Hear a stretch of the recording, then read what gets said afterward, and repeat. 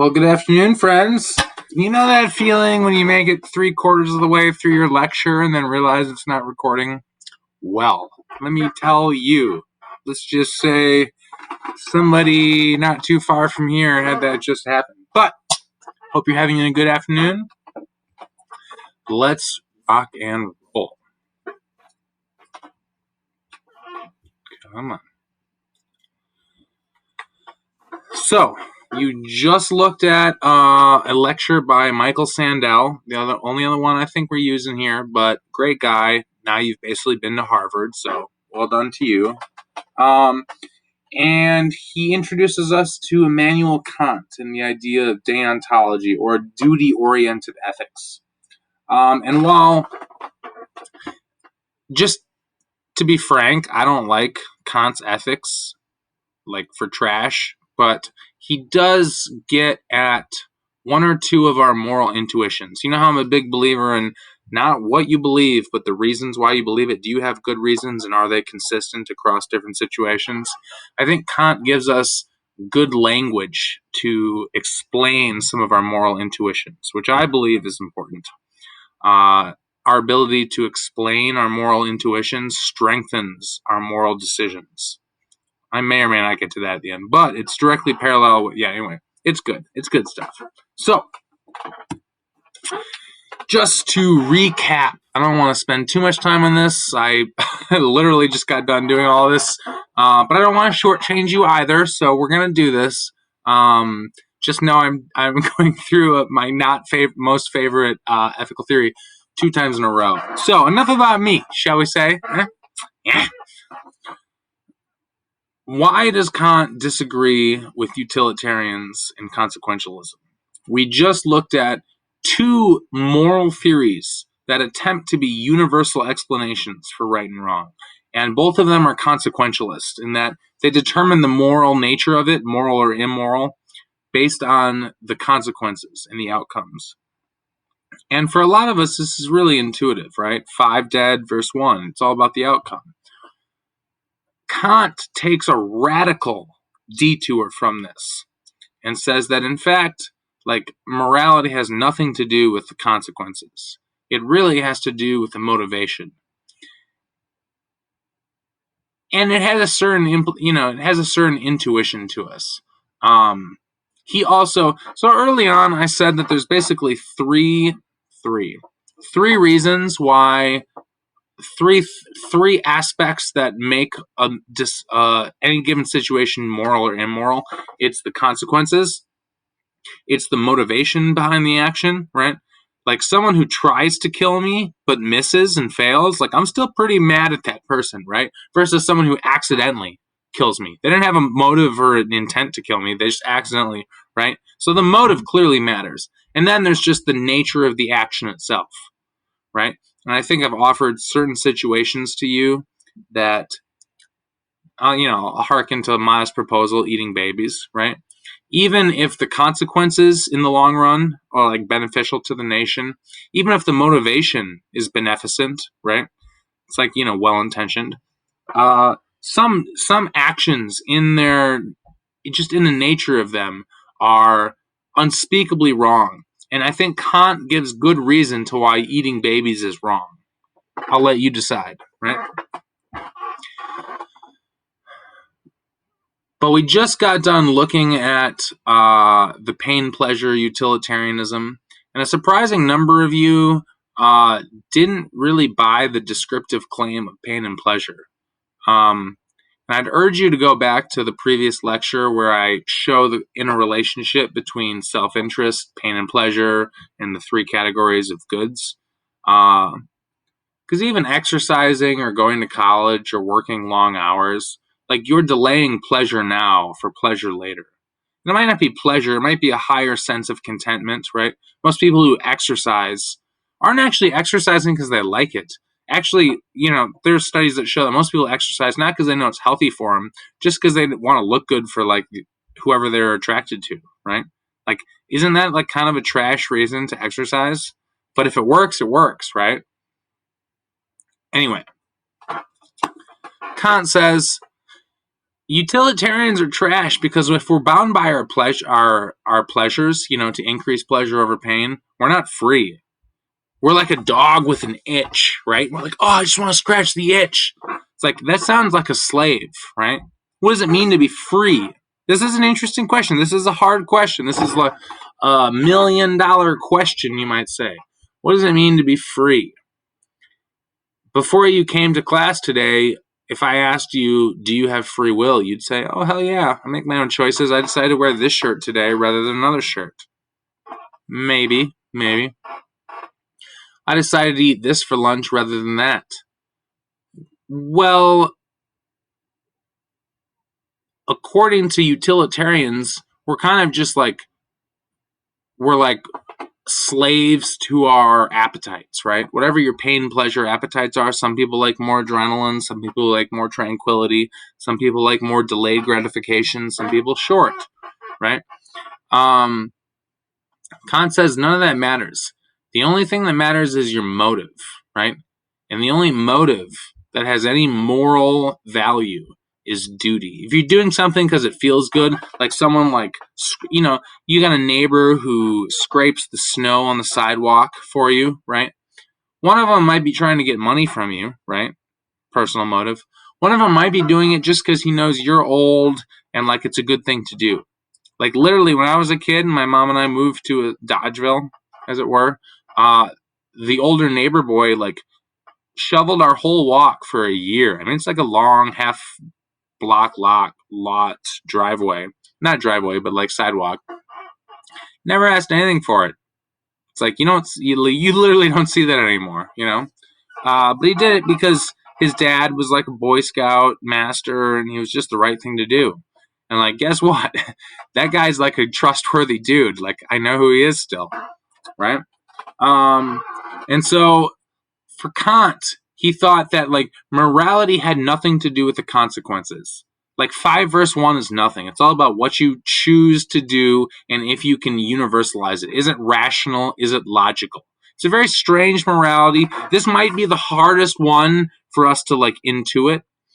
And as long as you understand how to apply the categorical imperative that comes next, you'll be fine. So as long as you know how to apply the categorical imperative, you'll be fine. But I want you to understand the philosophy, the theory, the thinking, at least enough to like know how it works, right? You don't have to agree with it. Heavens no, right? Far be it from me to tell you what to agree with. So how does this work? I'm stealing this straight from Sandel, but I think he had it, right? The reason your motive is so important, and the motive of duty, right? Whatever your duty is. Now, Kant had a unique idea of duty, right? This idea of duty, like we all do our duty, right? Oh, I don't do my duty. I do what I want to. I'm a hedonist. I'm my own person. It's like, oh yeah, okay, so you still serve something. We just need to figure out what you serve. Oh, do you serve your whim? Do you serve your like instinct in the moment? Oh, that's really like, admirable. No. So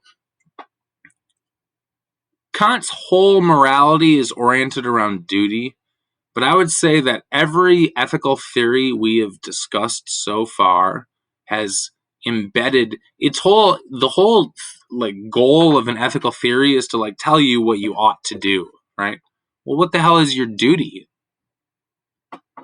It's what you ought to do. Yeah, no, yeah. Can I get a witness? Huh? So what's the duty of a utilitarian?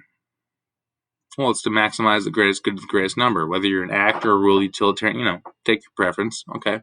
What's the duty of an ethical ethicist? Well, it's to maximize self-interest to the self, if you can figure out what that is, right?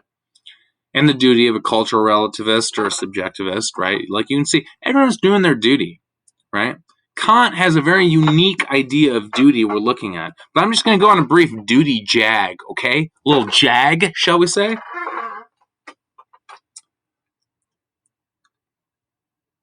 The world over, here, Africa, Asia, Europe, Antarctica, every human being in the world, whether they know it or not, judge each other based on what they feel obligated to serve. Who do you serve? What's your duty? Now, some of you will say, oh, my duty is to like myself, to like, my self-interest. And to, well, what's your self-interest, bro, gal, other, right? Yourself, like your duty. So let's say your duty is to just, enjoy life, burn the candle, eat and drink and fornicate and party. Okay, that's fine. And those people who own it more, I straight up give you props, right? A lot of people like live in this like gray space of like they pretend they have like noble intentions, but really they just want to eat and drink and screw, right?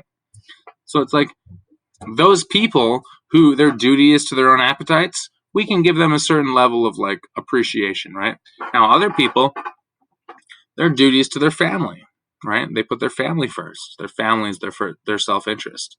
And the world over, I'm telling you, everywhere in the world, we hold them in higher respect than the former, right? Now, other people feel like their duty, what they serve, is their job, their business, their career. And we hold them in a certain sort of respect, right? It might not be as high as business or as family, or it might be higher, right? This is like a value thing, right? But like you cannot help but hold people with a certain sort of respect based on what they feel their duty is toward, who they serve. Now, some people feel their duty is towards like an environmental cause, like saving the rainforest or the animals. Some people feel their duties towards their religion.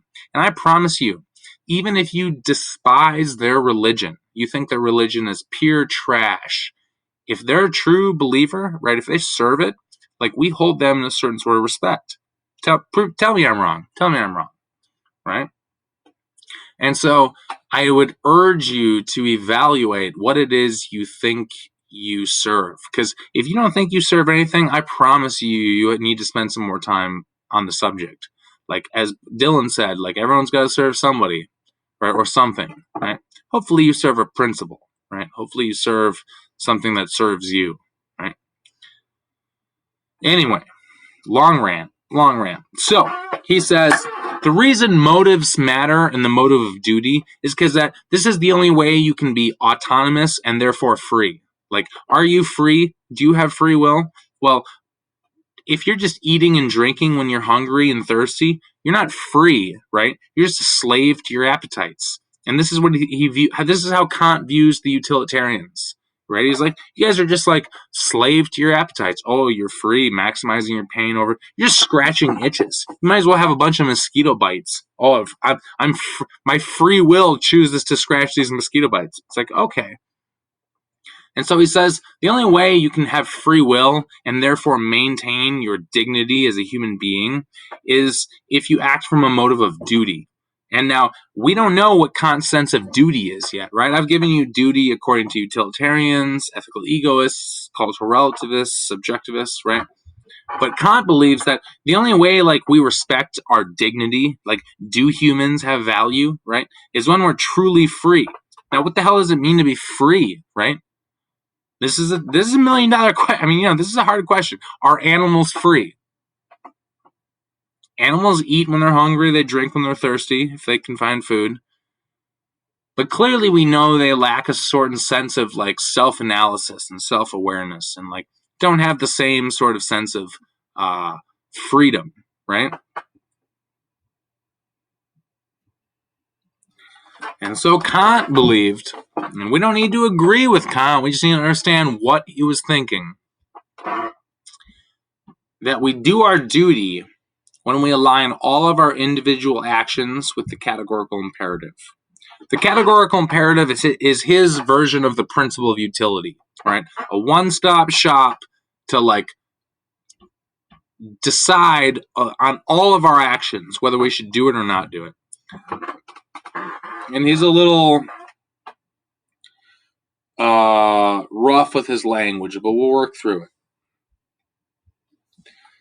Kant says, act only on that maxim by which you can at the same time will that it should become a universal law. So what does this bloody phrase mean? He means you should only do something if you can wish that everyone do it at all times. It's weird, right? We'll look at a couple examples after this, so hang with me. I'm just going to get it out because I know this is already long-winded. I've been ranting. I apologize. The second articulation, and you need to meet both of them, is act so that you treat humanity, whether in your own person or in that of another, always as an end and never as a means only. So this is what I think. This second articulation is one of the best explanations for our intuition on why life has value. Why should we protect innocent life? Baby, women, children, other, right? Well, it's the idea that you shouldn't use people for your own agenda, right? Everyone is an end in themselves, never a means only, right? You as well as others. Kant actually was against suicide because he thought that to kill yourself was to end your own pain, or which is just utilitarianism. And so you're using yourself as a means to some end. And he's like, you are an end in yourself. Now, other Kantians actually think that like Kant had it wrong there, and they might be right. That a true Kantian could see this second articulation, the character imperative, justifying diminishing pain for your own well-being, right? That you are an end in yourself. You get to decide how you live. You get to decide how you die. And if it's going to only get more painful, that's your right, right? But that's like a separate. But just the articulation, I really think that like Kant's explanation of like, treat humanity in your own person or in that another always as an end and never as a means only. Like, we're not shovels. You ever seen a shovel? People ever shoveled, right? A shovel is only used as a means to an end. No one buys a shovel to fucking hang it on a wall. Pardon my language. I don't swear much virtually. I swear a lot in class. So pardon me.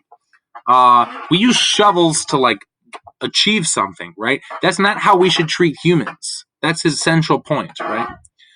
Now, you might say, Mr. Doak, well, I have to go shopping. What if I go out to eat back when we used to do that? What if, aren't I using people, right? What about my kids' teachers? Aren't I using them as a means to the end of teaching them? It's like, well, yes, that's a great question. But Kant says, as long as you allow another person to contain the end in themselves, right? So it'd be one thing if you go out to eat and then you dine and ditch. And all the while you were implying to the waiter and the staff that you were going to pay, but really you're using them as a means to your end. Now, if you're like, no, if you guys give me food, I'll pay you. You're allowing them to contain the same end in themselves. Hopefully that makes sense. All right, a couple examples. So we got the shopkeeper, right? Shopkeeper and child. You got the shopkeeper who, he's got one child who comes in and he's like getting flour for his mom. And the kid's so young, the shopkeeper knows he can thumb the scale and rip the kid off, right? But he doesn't do it, not because he wants to do the right thing, but because he knows it might hurt his future business. Because it's a small town, word might get out, yada, yada. So he's doing it kind of like selfishly, right? Second shopkeeper, same kid comes in. Shopkeeper gives the right flour, and he does it just because it's the right thing to do, not because he wants self-advantage. He's just doing it out of a sort of obligatory sense, right? So Kant would say, who's the moral person here? The person who's doing it to like maximize self-interest, right? The first one? No, the one who's doing it not because it's in his self-interest, but just because it's the right thing to do. It's his duty, right? He's trying to do what anyone would do. All right, second example. Okay, this is not actually a friend. Let's just say this is a drowning child in a pond. You're walking down the road, yada, yada, yada, getting your exercise in. You see a drowning child on the side of the road, and you dive in to save that child, right? You do it not only because, it's the right thing to do. You save the child, you get your clothes wet, yeah. Second situation, you're walking along and you see a child drowning where you're like, oh, it's not my problem, right? But then you see a sign on the wall saying $500 reward if you save a child. You're like, well, for the money, and then you dive in. Well, a utilitarian, a consequentialist would say it literally doesn't matter what the motivation was. Like, if you save the child, you save the child. So the two are morally equivalent. The person who did it sort of just out of duty, and the person who did it out of self-interest. Utilitarians are like, hey, is the child saved? Like, we look at the outcome, the consequences. Child saved, moral, right? Kant would say the duty is everything. So only the first person is moral. The second person is just scratching an itch, right? So you kind of start to see how this plays out, right? All right, third one, soldiers. This is a good example, if I don't say so myself. On the one hand, you have a soldier who is drafted. He doesn't want to go fight, right? But the country demands it of him upon punishment of prison and denunciation and shaming. And so he goes kind of against his will, right? He doesn't want to fight, doesn't want to kill, but he fights bravely in battle. He stands against the enemy. He serves his country, all largely because he has to, not because he wants to. Put this against a second soldier who volunteers. Maybe his family was in the military. Maybe he's just like wants to serve his country, but he's like eager, right? And he stands bravely in the face of danger and fights and defends and serves his country. A consequentialist will view both of these soldiers as the same, at least a utilitarian. They both stood in bravely in battle. They served their country. They're the same. Who's more moral? Who do you admire more? This is like a really good question. Like, take a bloody second on this. Like, who do you admire more? The draft soldier who does what he does, not because he wants to, not because it satisfies him, but because it's his duty, because he feels obligated to serve. He's like, he's there because it's what he has to do, right? Versus the person who wants to be there, who it literally meets more of his needs. It falls in the second category of goods. Well, clearly, Kant would say that the draft soldier is the more moral person, because he's doing it solely from a sense of duty, not because he wants to, not because it's pleasing. Now, the volunteer would be moral according to like an ethicist or Ayn Rand, right? Because that volunteer is doing what really meets his own inner highest needs. And it's worth everyone taking a moment to think about where they fall on who do you really vibe with? Would you rather do you admire more? I mean, I think we admire both. I admire both, but like, it's worth seeing these two theories through that lens. Okay? All right. I know this is long-winded. So let's test these theories out quick. First one, acts only on that maxim by which you can at the same time will it should become a universal law. Let's say I want to get a loan. I have a friend, I need a $2,000 loan, and I'm like, hey man, will you give me a $2,000 loan? I promise you I'll pay you back, right? I know I'm not going to pay him back, right? And I'm literally willing to lose this friend. Let's say he's like, a rich kid who I kind of like am an acquaintance. Y'all know what I'm talking about, right? I'm sure you've used people before. And I'm like literally willing to like have his friendship get wrecked. Like, am I justified? Is it moral to lie to him for a $2,000 loan? Well, let's say he's super rich and I'm super poor. Well, the utilitarian might say, or an act utilitarian might say, yeah, you might be justified. It might be like he might not suffer that much from the loss of 2,000, where you might be able to pay off significant things, and if he doesn't mean anything to you. Now, rule utilitarian might say something else, right? But what does Kant say? What would deontology say? Well, am I justified in lying to get some money?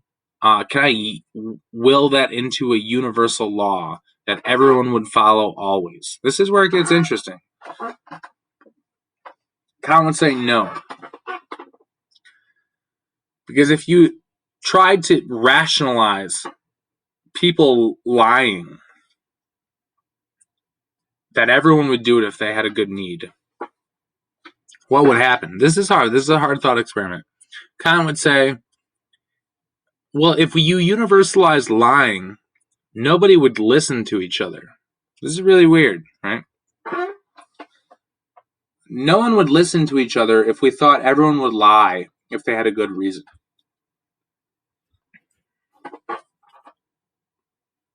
People lie all the time. Like literally every day, most people shade it. Someone who tells you they're 100% truthful, you should take at least a half step back, before they continue.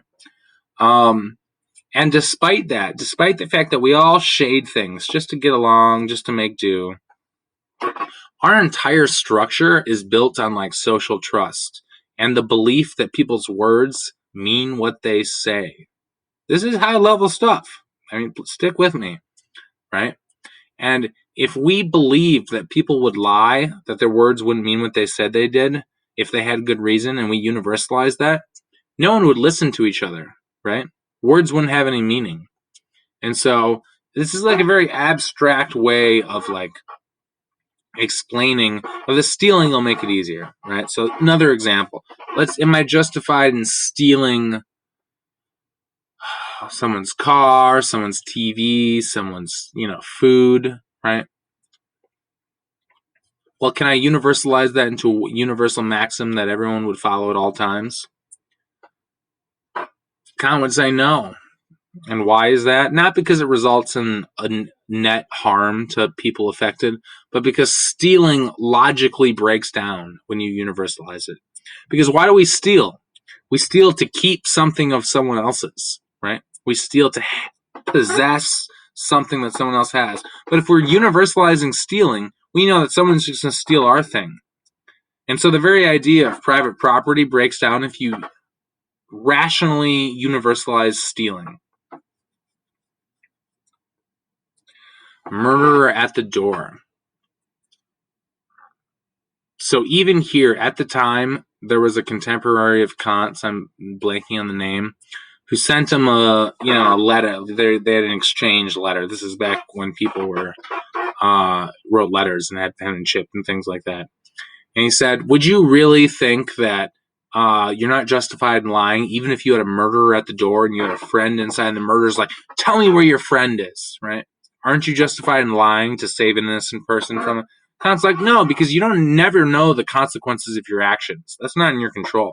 The only thing that's in control is what you say and do, and therefore you should act from motive. And the only motive that has any moral worth is duty. And how does Kant know what his duty is? Your duty is what accords with the categorical imperative. And so even then, he thought that, no, you shouldn't lie to the murderer at the door. Now, that all fits the first articulation of the categorical imperative. Does it fit the second? Act so that you treat humanity, whether in your own person or in that of another, always as an end and never as a means only. Let's say I have a racist judge, yeah? And this racist judge hates Italians. He hates Italians. They're quite an illustrious group. And Italians, he's got an Italian in court alongside, let's say he's English, right? He's a big fan of English, hates Italians, likes English, and they're both in there for the same charges, same situation. They murdered someone in cold blood, premeditated. But because this racist wants to give preference to the English person, he gives him 9 months, but he gives the Italian 10 years. Well, is that moral according to Kant? Well, Kant would say, can we universalize it? And this is an interesting thought experiment to universalize these situations, right? To not do rule utilitarianism, but categorical imperative. And you might be like, well, if I really was a racist judge, yeah, I could see universalizing that all judges in all situations would give preferential treatment to an English person over an Irish person because they've got a long history, Italian person. They have less of a long history, point being. Well, you can see how it actually, the racist judge's decision passes the first articulation, but when it comes up against the second articulation, treat humanity, whether in your own person or in that of another, always as an end and never as a means only. You can see that you can't do that because otherwise the racist judge would be treating the Italian person as a means to his discriminatory end. And so using those two examples, you can kind of see how the categorical imperative plays out. And we will have a situation with Jody and Mary, two conjoined twins, and we'll get to like play this out a little bit. Real briefly, some of the criticisms of utilitarianism, not utilitarianism, sorry, deontology. I know what I'm talking about. Everyone choosing their duty looks like subjectivism, right? Isn't subjectivism just doing what you feel is right? Well, isn't that like the duty of, right? Well, as we've said before, Kant's idea of duty is that which accords with the categorical imperative. So it's not what you feel. It's literally what you can universalize and what treats others always as an end and never as a means only. It's still utilitarianism. Kant really didn't get away from utilitarianism. Just trying to do, what I do with my life, I try to do my duty. Why do you do that? Well, I think being a good person is important. Why do you do that? Well, that's what I think like creates like the best quality of life. Well, isn't that literally the same thing as utilitarians trying to maximize pleasure over pain, whether it's delayed gratification or not? These are good discrimination or criticisms. Another one, rarely do we act without multiple inclinations, right? Rarely are we acting with only one. If I hold the door for someone or go get groceries, like usually I'm trying to click off multiple things on the list, like I'm doing things or exercise, right? I both want to like take care of my health. I'm also doing it to like not look like a slob in front of others. I'm also trying to like, prove to myself that I can live up to the goals I set for myself, right? And as well, it does not address conflicting obligations. So, you guys are all in college, and you know that you want to be in college because you want a job or something at the other end of this. But there's going to be days where, like, you're going to not want to do your homework, right? You're going to, like, want to do something else. And I keep saying utilitarianism. I'm so done with that. Deontology does not really give you a way to sort through. It's literally just the categorical imperative and like whether it screens it or not. So hopefully that makes sense. I know this is a hard one. In essence, though, I really do want people to think about like the idea of your conscience as your universalizing function.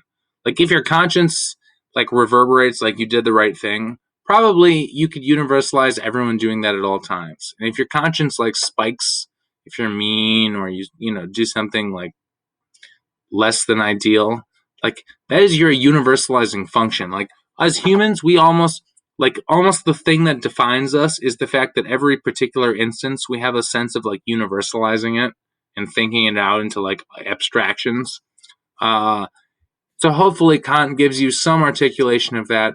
Hopefully Kant gives you some articulation for why some things are just inherently wrong, whether or not the consequences are beneficial, whether or not the motivations are beneficial, right? If it's not treating people as an end in themselves, right? Like probably you're misstepping. So I know that was long-winded. You guys are great, and I will see you later.